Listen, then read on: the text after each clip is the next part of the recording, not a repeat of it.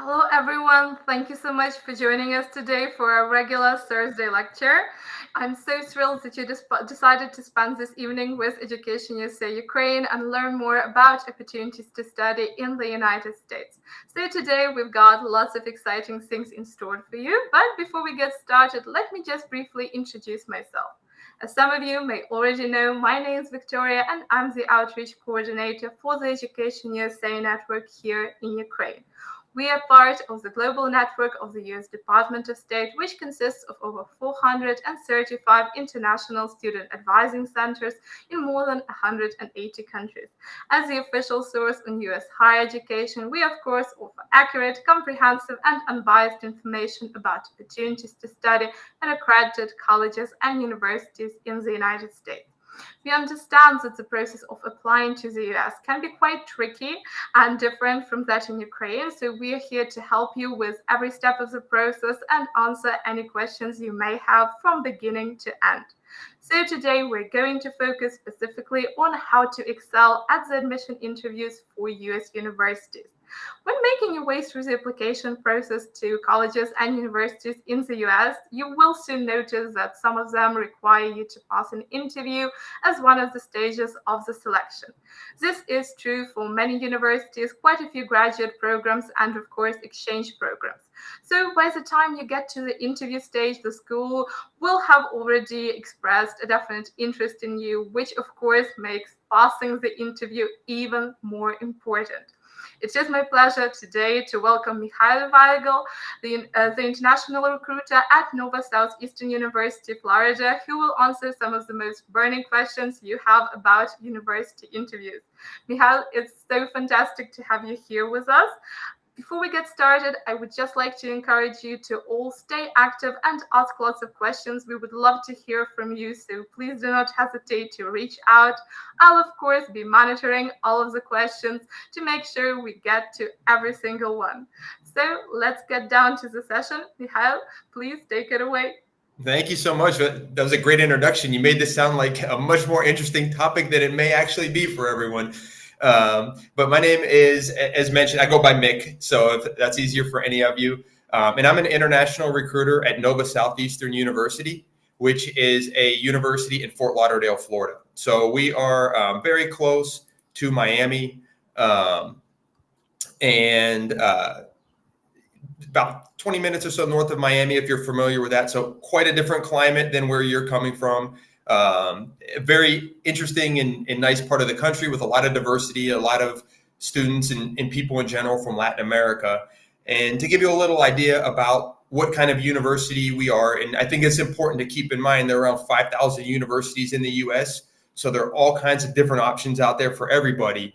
So this will just kind of give you an idea of what we are compared to everything else out there. And we're considered a medium-sized university in the US. So we have around 26,000 total students, but only around 6,900 are undergraduate students or students coming right out of high school. The rest are graduate students, probably maybe closer to my age than your all's age, and working on master's degrees and PhDs. But that'll make us a medium-sized university. We'll have fairly small class sizes, as you can see. There's 17 students on average per class. And you'll hear that a lot at universities in the US, the average class size. And that's just to give you a point of reference. A very small university might have 8 students or even 5. I mean, I went to a school with 1,000 students and I had classes with 5 students. I got my master's degree at a school that had classes with 150. So, we're on the smaller side, which is going to give you more personal interaction with professors and other students in your classes.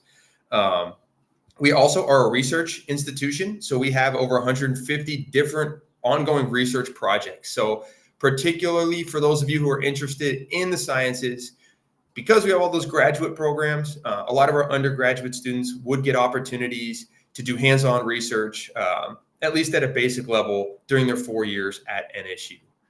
And you also note that we are a very diverse university. We have students from over 115 different countries. Although, as mentioning before you all came on, we don't have that many students from Ukraine. We maybe get 2 or 3 applicants per year. And I think as far as undergraduate students, we probably have about 4 or 5 students from Ukraine on campus. As far as areas of study, we have over 50 different majors. I don't have the full list here because that's not quite the point of the presentation today, but we do have a lot of options for students, and you can see the different areas that we have majors in. Our most popular majors for international students are computer science, business, biology, psychology is very popular, and marine biology as well. That may not be a surprise for those of you who are familiar with Florida. We're surrounded by the ocean on 3 sides, so there are a lot of students who come from marine biology. And as far as our application process, as mentioned before, there's all kinds of different universities, all kinds of different admissions and application processes. I think ours, we try to keep it fairly simple, so we're not really very complicated. Students can apply online. And we'll have the link for the application at some point here in the presentation. It's a very simple application. It only takes about 5 minutes or so. You can also apply via Common App. And then all we need from students is your grades 9 through 12 transcripts. If they're not in English, they'll need an official English translation. And then we'll need an English proficiency, some English proficiency proof. So that could be TOEFL, Duolingo, IELTS, certain scores on the SAT, Cambridge. There's several different ways to show English proficiency. And then submit your letters of recommendation and an optional essay. So it's a pretty simple application process. And here you can see just a bit more about our costs. So our estimated tuition and fees, I think this year coming up will probably be around $40,500 per year. But the nice thing is every student who gets admitted to the university automatically will receive a Dean's Scholarship, as you can see here. So you don't have to have a separate application to apply for scholarships. Just by being admitted, you will get between $11,000 to $21,000 per year based off of your grades and your SAT score. And we do have additional scholarships that students can apply for. Those are Premier Program scholarships, which you see here with Razor's Edge, Fischler, Huizinga, and the Presidential. The only thing is those have a February 1st deadline. So if any of you are interested in those, you will need to apply for both admission and the Premier Programs application today if you're interested in coming in August of this year. And I'll leave my email address at the end of this presentation. So if any of you do want to try to swing that and get that in by the end of the day, I'll give you my email. So you can email me. I can help you make sure you get all the links and everything you need.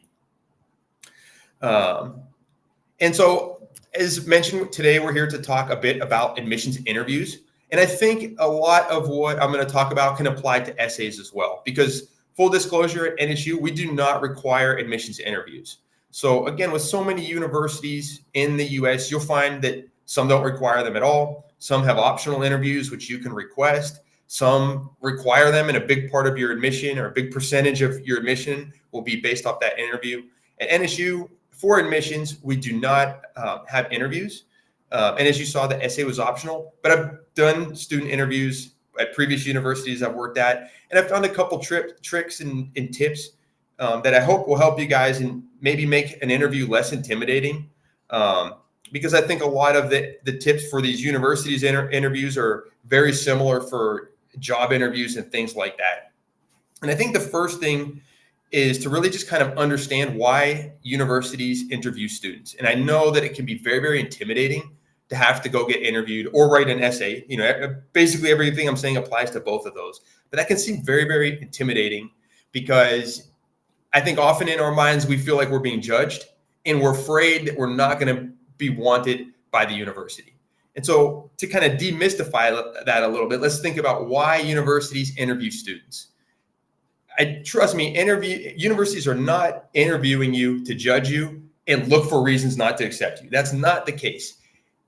They want to accept you. An admissions officer who's giving you the interview is going to have to bring so many students in per year. So every time they're doing an interview, they're praying that you do a great job. They're looking for reasons that they can say, yes, this student would be excellent. So I think that's one thing to think when you're going, they're not looking for reasons to get rid of you. They want you to have a great job. And really what they're looking for in these interviews is they want to make sure that you are going to be a good fit for the university and the university will be a good fit for you. That I think at the heart of what an interview is really that.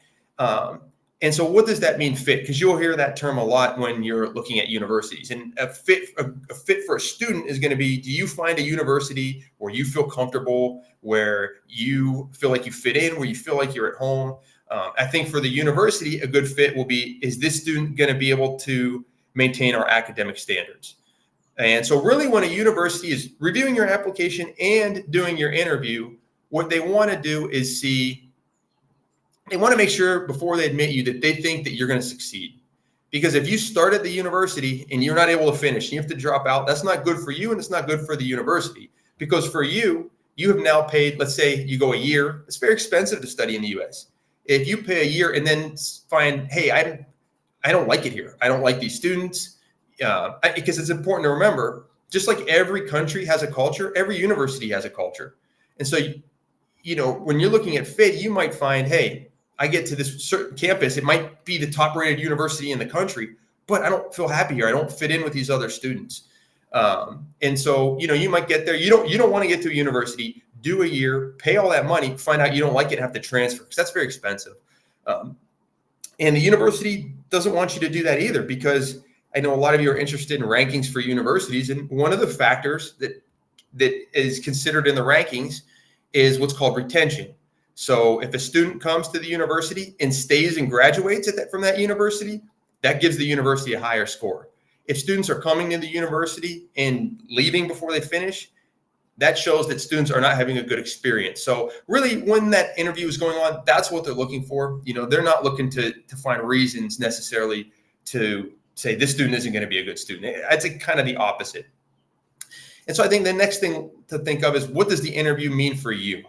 And I think this is really important. And I think it's a little obvious, but students can often forget. And the university is really a chance for you to tell your story. Because as an admissions officer, when you apply as a student, what we see is a bunch of numbers.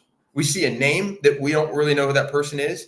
And we'll see a GPA. We'll see the courses you've taken. We'll see an SAT score, an IELTS score, whatever the case may be. But those are numbers. That doesn't say anything about who you are as a person. It doesn't give us really that much. And so that interview or the essay is a chance for you to kind of color in those blanks and to show who you really are. Because I know every single one of you is much, much more than an SAT score or a GPA. And so that interview is really a chance to let your personality shine through, to tell a story about yourself.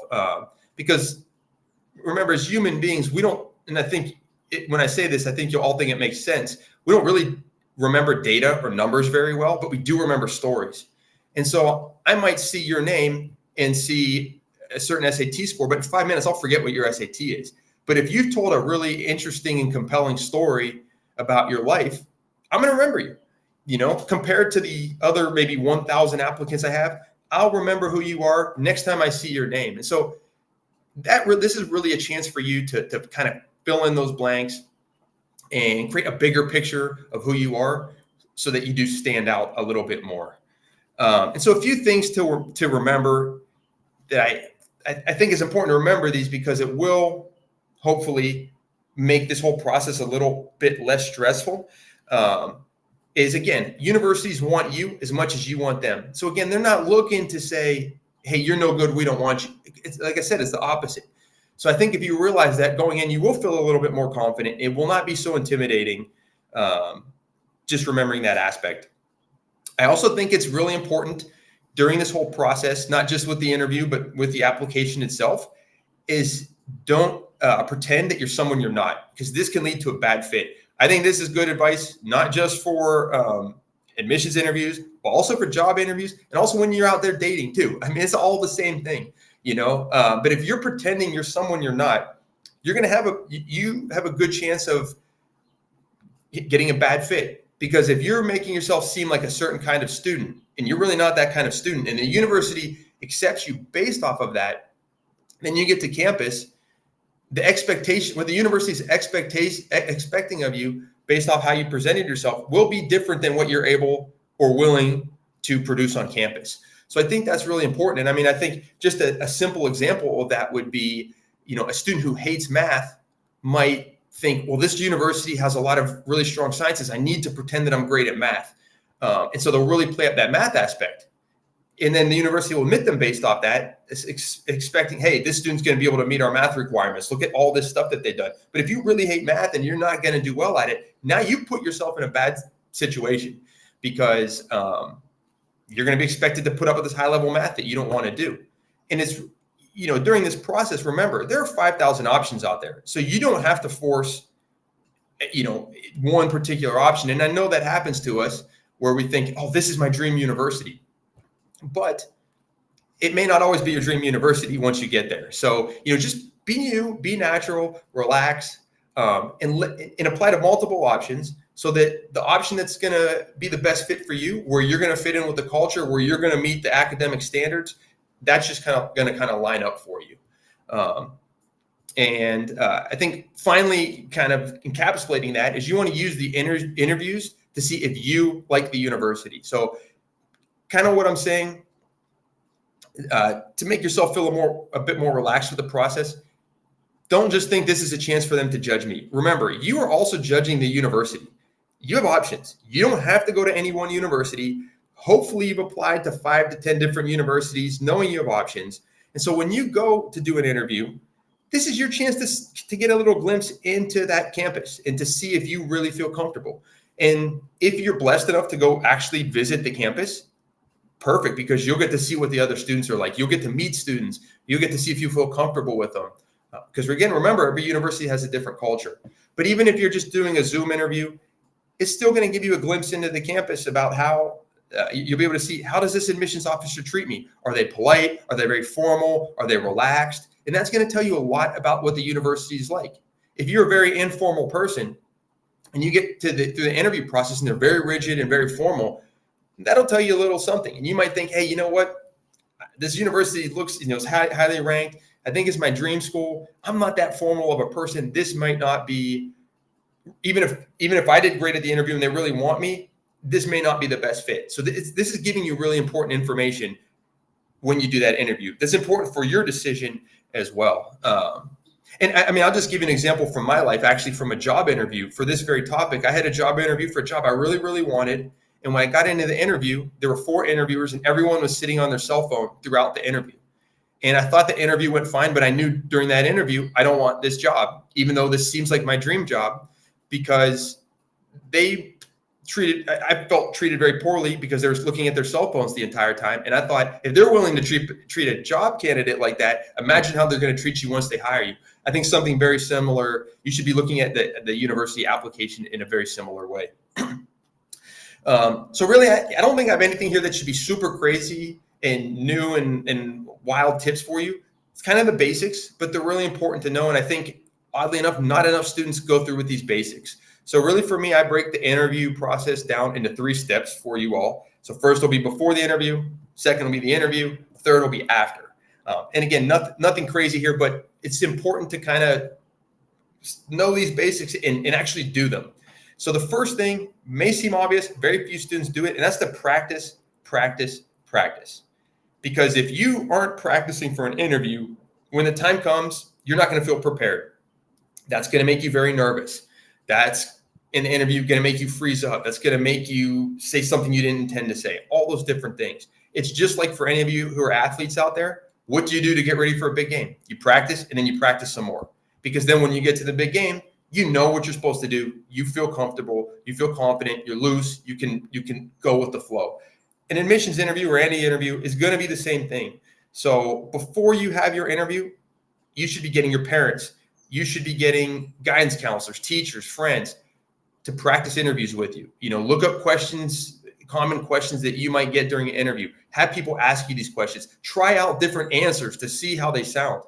Because you're going to get very similar, for the most part, very similar questions, I think, at most admissions interviews.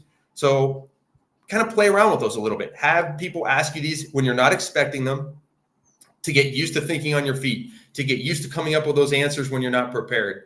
And then, like I said, you want to play with those answers. You might give an answer one time, practicing with your father, and think, you know what, afterwards, I thought that was a bad answer. I can fine tune it a little bit. Just like if you write something, you're going to go back and edit. I would approach an interview the same way.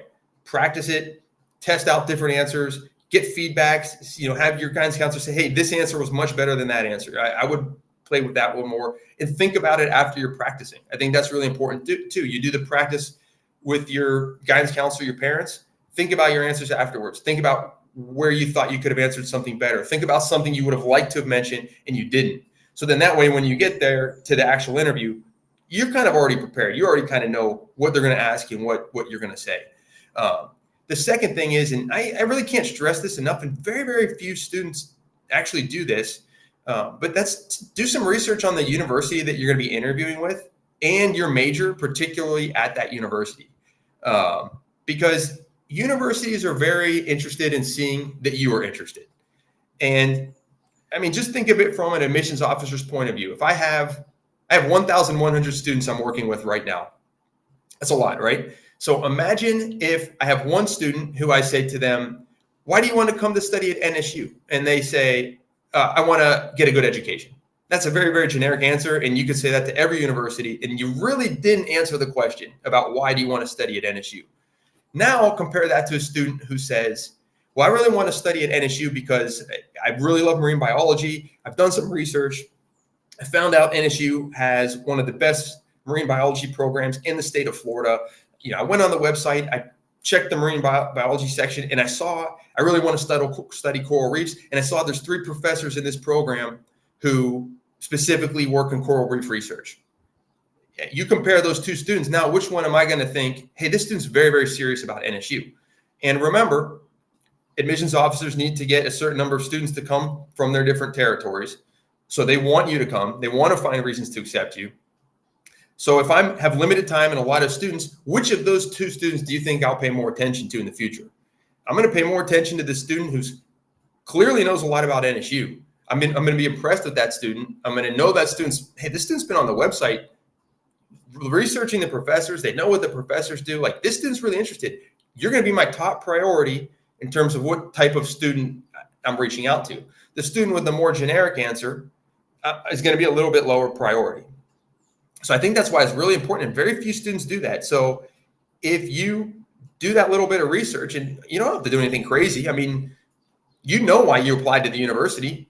Find very specific reasons for that university, and you know what major you're interested in. Go on the website. Every university website will have information about the major you're looking at, information about show you who the professors are, show you what that department specializes in, because not every psychology isn't necessarily always psychology. So you might want a psychology major. Some departments might have a focus in criminal psychology. Others might have a focus in child psychology. So if you want to do child psychology, you don't want to necessarily focus on the department that focuses in criminal. And you'll find all that on the website. That's an easy way you can do research ahead of time. Very simple, and impress your admissions officer to make you stand out. And then again, I think this kind of ties in, but know why you want to attend in a very specific way. I think that's the key here, is to be very specific when you're answering those questions. So again, I would say, I don't want to say it's a bad answer, but not a real great answer. Why do you want to attend NSU? I want to get a good education. I think that's assumed, so remember, going back up to the top, these interviews are a chance for you to kind of show who you are, show your personality, make yourself more than just a number. If you're giving generic answers, you're kind of missing that opportunity because you're not really answering the question. So I think that's really, really critical. And again, this is all just preparation, right? So if you've done the research for the university, the major, you should know why you want to attend in a very specific way. And so then that brings us to during the interview. Again, nothing too crazy here. And I think one thing I forgot to mention at the top is I'm just basing this off my experiences. So if you talk to 50 different admissions officers, you'll probably get 50 slightly different answers. So this is just kind of things I've noticed in years giving interviews that sort of stand out to me. And the first is be presentable. Now, I'm a very, very informal person. I don't want to wear a suit and tie ever in my life. That being said, when you're going for an admissions interview, you probably don't want to show up in shorts and a t-shirt, even though Florida is very hot. You wouldn't really want to do that. You want to put your best foot forward. This is going to be a first impression. And I actually remember when I was all in your all's shoes, again, I'm very informal. I would want to go to MI interviews with this t-shirt and shorts. And my dad would always say, no, you should wear a tie. That's ridiculous. I'm not wearing a tie. I'll wear a collared shirt. I'm not wearing a tie. And he'd always say, err on the side of looking really nice, because no one is going to fault you if you go dressed very, very nice. But somebody might if you go dressed very, very casual. And I think that's absolutely right. So just kind of make sure, err on the side. If you have any questions, err on the side of being much more formal, because if anything, people will find it endearing, and it shows you're really serious. So for me, I wouldn't necessarily want a student to come to an interview with a suit. Some universities might, if you're a guy coming with a suit, but if a student did, I'm going to sit there and know, hey, this student's really serious about this.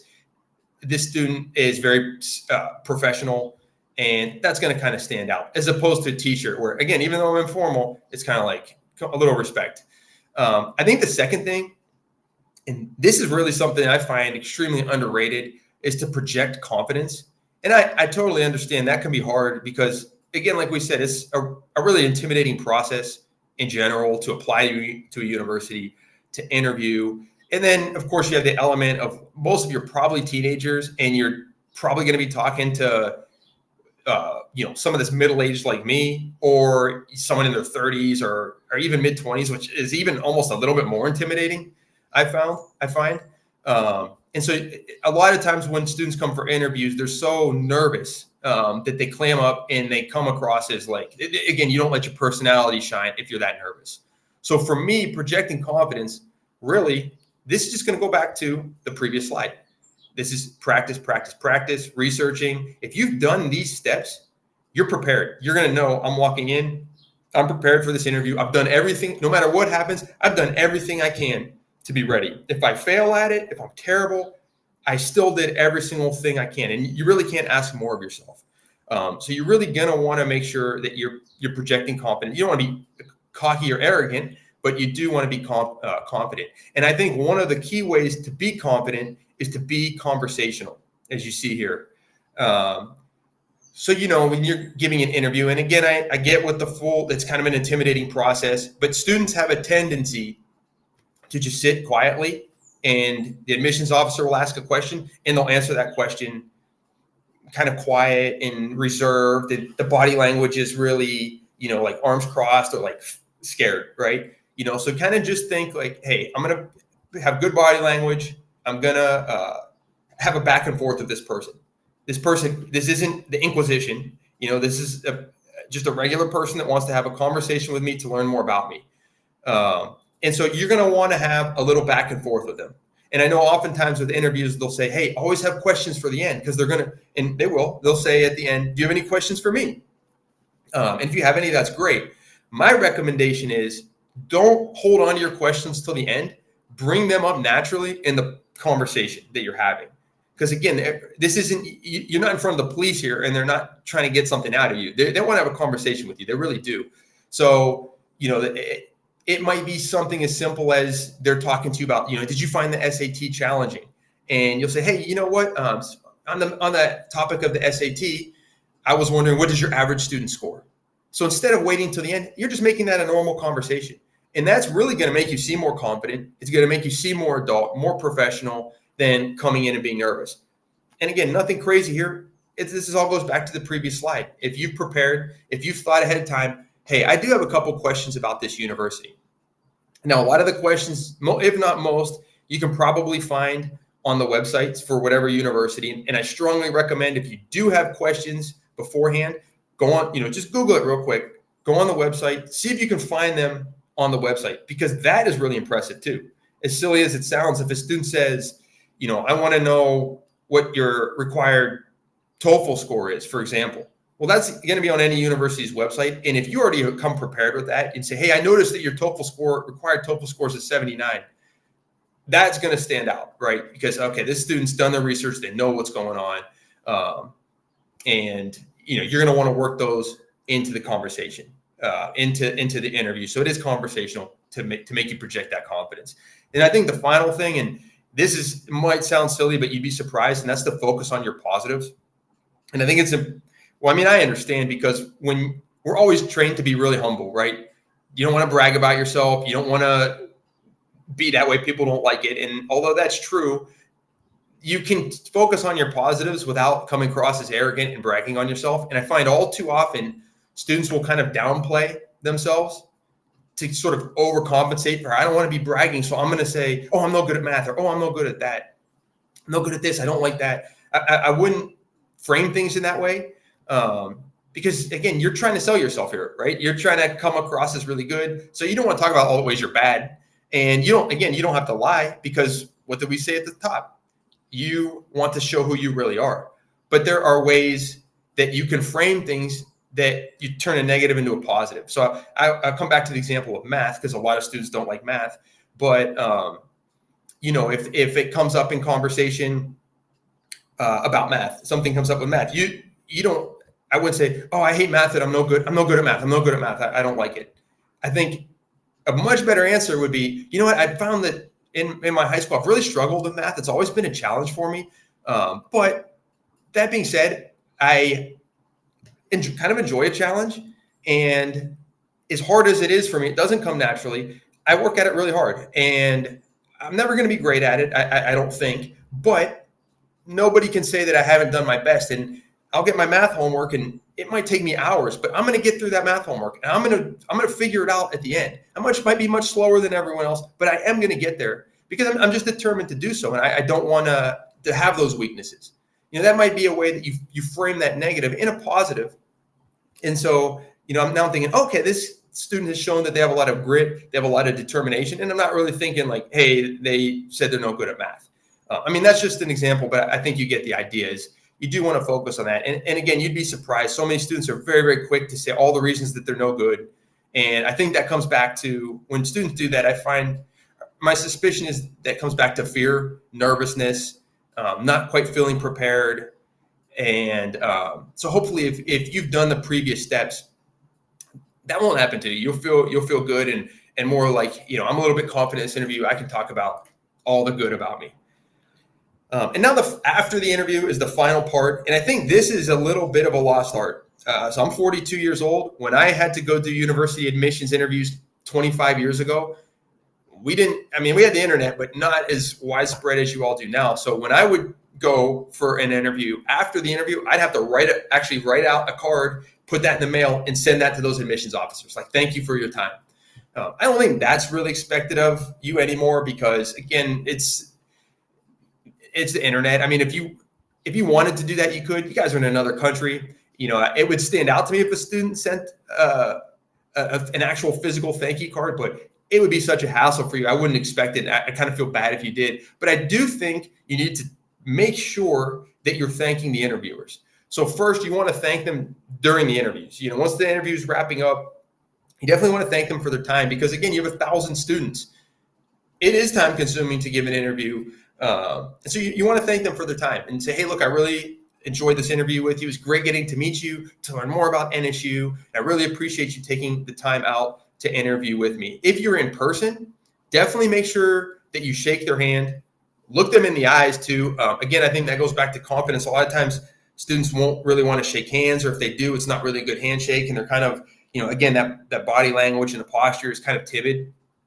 But you want to show that you're mature. You want to show that, hey, I feel good about this process. I'm a good student. I'm going to succeed here because I'm very mature. So if you are in person, make sure you shake their hand. Make sure you're looking them in the eye when you do so. Obviously, you can't do that if it's a Zoom interview, but that's fine. Still make sure you're thanking them for their time. I also think it's really important to follow up maybe the next day with a thank you. So I would recommend sending an email the next day to the admissions officer that interviewed you and just saying, hey, I really enjoyed the interview yesterday. I really appreciate getting to know you, getting to know the university, and the time you took out to get to know me a little bit better. If you have any additional questions about me, I'm happy to answer those. I would send something like that, because that's going to show the admissions officer, hey, this student is really serious because they did the interview and they're following up with me. It's very few students do that, so it's going to be noted. And I think it's a nice touch to add. If you have additional questions, I'm happy to answer them, because that just kind of is a little indicator that you are really interested. And you may not be aware, but universities are looking at whether you're interested or not. And this might sound a little bit creepy. But with universities and businesses in general, when they send you emails, they're tracking those emails. So they can see, did you open the email? Did you click on a link? How long did it take you to open the email? And they're going to look at those different things because they want to see which students are actually interested. Because again, like I said, if you have thousands of students, how do you decide which ones you spend the most time on? Well, those are little indicators that show, hey, this student clicked on the email and opened it. This student actually clicked on the link in the email. Very similarly, this student sent me a follow-up thanking me for the interview and asking if I had additional questions about the student. So those are all things where, as an admissions officer, I'm going to say, hey, this student followed up. They're actually serious, as opposed to a student that interviews and I never hear from them again. And then again, if I have 5 minutes at the end of the day to reach out to a student, which of those two is the best investment in my time? So I think that's important. And then the final aspect of it all really is follow-up. So as we're talking about, admissions officers have a lot of students to deal with. So you'll find in the process, you're not always going to get instant answers to anything. So it is absolutely okay for you to follow up after the interview. I would probably wait a week, maybe 10 days after the interview. And if you've not heard anything back, I would send a quick email just saying, hey, I hadn't heard back from you. I just wanted to give a quick follow-up and see if everything is fine with my application. And if you need any other additional information. So again, that's going to indicate that you're serious, but also you're taking responsibility for yourself, because admissions officers are human beings and sometimes they might make a mistake. So they might have everything they need and forgot to make an admissions decision for you, or have forgot to upload a document. So doing that follow-up, you're taking responsibility for your own future to make sure, hey, here's a reminder, I'm out here, I haven't heard from you, in a very polite way. And I think that'll go a long way. The flip side of that with the follow-up is it is a balance, of course. So you don't want to email every day and say, hey, I haven't heard from you yet. When am I going to get my decision? You definitely don't want to do that, because that goes from being responsible and following up and taking responsibility for yourself to being pushy and kind of nagging a little bit. So there is a fine line.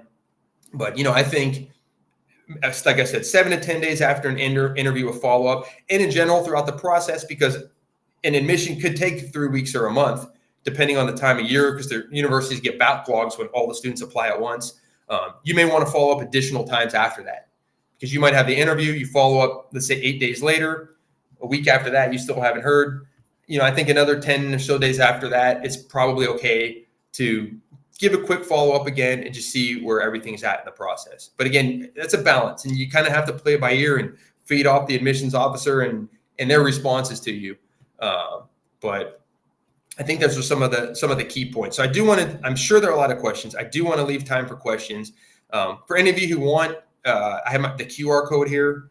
So you can grab that. There's all the information we talked about the university itself, how to apply for admissions. And then here's my email as well, as I mentioned. So if any of you are interested in coming for 2024, you are able to apply today. We have rolling admissions, so you can apply for admission at any time. But if you do want to apply for a premier program scholarships, you have to apply for both admission and the scholarships today. That's the deadline for the scholarships. So if you need any help with that, just shoot me an email today, and I'll promise I'll get back to you today to help you out with that process. So again, I did want to leave some time for questions here. Thank you so much, Mick, for a fantastic presentation. I highly enjoyed it and feel like I've learned so many tips and tricks myself on admission interviews. And I would just like to once again encourage our lovely viewers at home to please not hesitate to reach out to us. We would love to hear from you and assist you on your journey to US study. So while we wait for questions, I actually have a question of my own, if you don't mind. Sure. Wonderful. So what are, to your mind, some common mistakes that students make during admission interviews? I think for me, in my experience, the biggest kind of thing I run across, I'd say the most egregious one, is they don't know anything about the university. I find that that's probably the biggest one. And I think that's the preparation aspect of it. But sometimes that's because they get so nervous. And that's why, feel confident in yourself when you go into these interviews. I psych myself up when I go into an interview. So I'll be like, I'm the best. Like, no one can stop me. They're going to want me so bad. Like, I just kind of trick myself so I don't get nervous, because when you do get nervous, you kind of freeze up. And you might have the answer. You might know details about the university, but you freeze up and you can't get it out at that time. And actually, I think a lot of these tips will probably apply to your student visa interview as well. It's definitely the preparation and knowing about the universities. I have had students who were denied the visa because they didn't prepare at all. They got really nervous and they couldn't answer any of the questions. So. Thank you so much for your answer. And I see Anastasia in the comments is also asking about common mistakes. So I think Anastasia and I were really in sync on this question here. So I do get another question very often from students, and it would be on opportunities to work on campus. So are there any opportunities at NSU that students can maybe apply for, or at least signal their interest in the application? Yeah, absolutely. So we do have on-campus jobs. As an international student, you can work up to 20 hours per week on campus. Those jobs, you can't note that interest on your application. You basically would get to campus like any job. And this actually ties into this very topic, but you'll find the job that's available on campus that semester, apply for it, and then interview for it. So I think all the same tips are going to apply for when you apply for campus jobs as well. Thank you so much for your answer, and thank you once again to encouraging students to be active when applying for jobs. I do guess that another question I often get asked is about admission interviews. Admission essays. I'm sorry. I remember you mentioned that at NSU's admission essay is optional, but if students do submit it, will it help them stand out among other applicants or be a plus on their application? That's a great question. So, and again, for this particular question, every single university is going to have a different answer because everyone treats it differently. I would say in the case of NSU, it's not weighted very heavily. So it's not going to, a good or bad essay is not going to make or break your application. I think for our students where it might help us, let's say you're borderline, because we require a 3.0 GPA. SAT is optional. I forgot to mention that, but you don't have to have SAT. But let's say you have a 2.95 GPA, so you're really close. It's like, well, you're below our requirement, but you've written a really, really excellent essay. That could be enough to say, okay, we'll give you a chance because of the essay. I think similar applies to interviews. And again, I think both for essays and interviews, it's really important. Oftentimes, and this goes back to the previous questions about common mistakes, students will often just reiterate what's already on their application. So they just, and especially in an essay, and just say like, I have a 3.5 GPA, and we know all that already. Like that's not what we want to know in the essay. That essay is really a chance to tell a story. I mean, if you're reading a textbook versus a really good novel, which one are you going to want to keep reading? Which one is going to stand out? Which one will you remember? And so I am a strong believer in writing an essay that is absolutely a story. It's not formulaic, because oftentimes we'll be told, oh, you have to give this like very formulaic essay.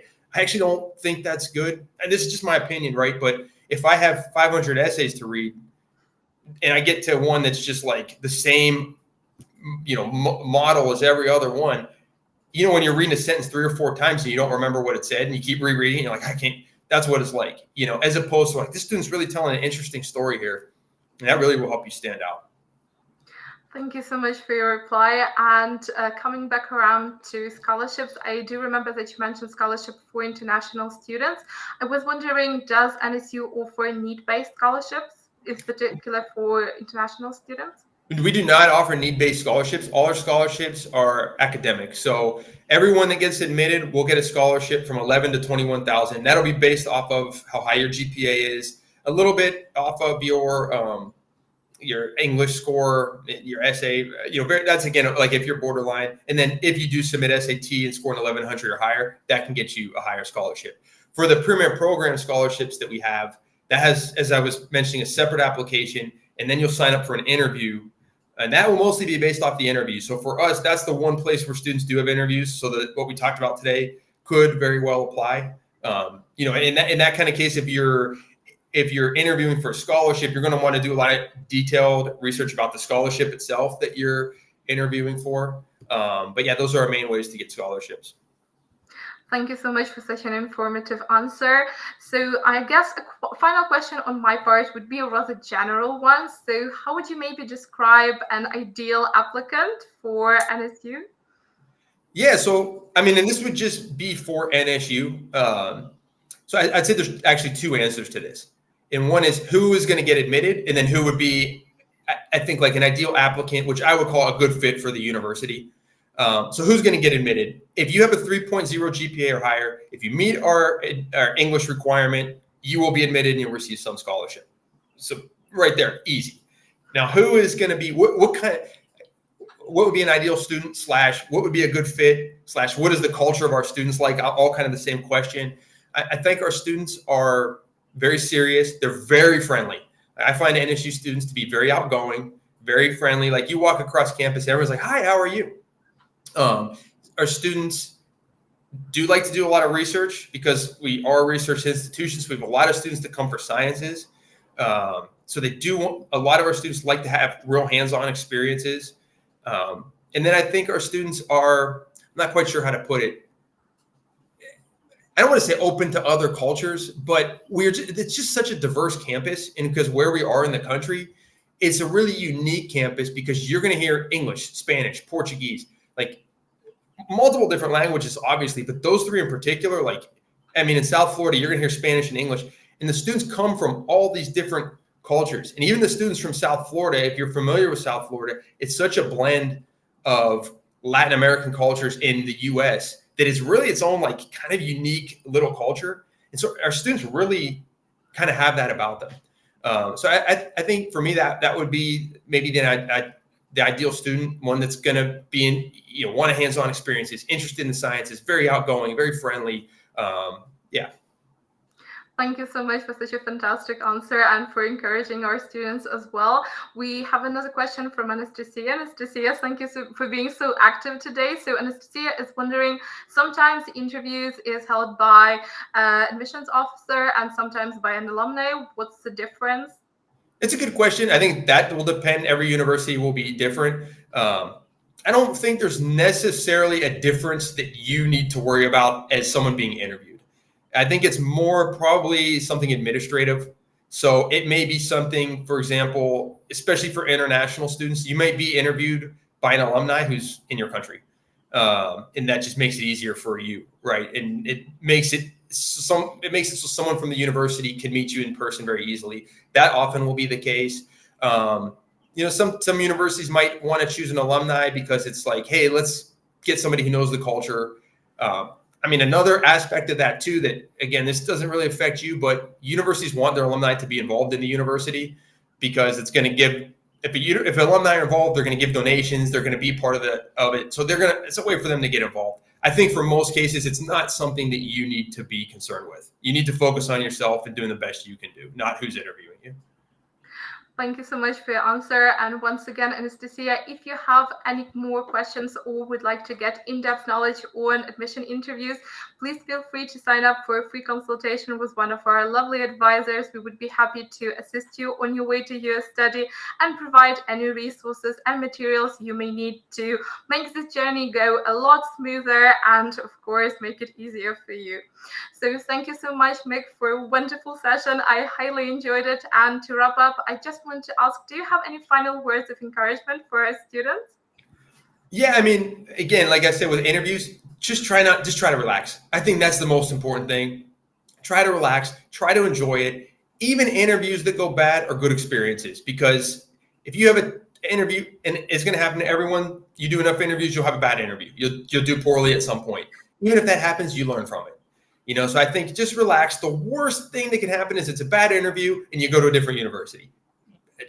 That sounds really important when you're 17. When you're 42, you realize that doesn't matter at all. There's every university I go to, it's how your life ends up is going to depend on you.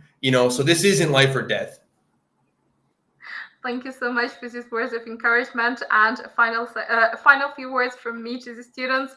Please keep believing in yourself, keep persevering, and you will achieve your dream of studying in the US. And you can really make a difference if you keep working on yourself and do not doubt your ability to succeed.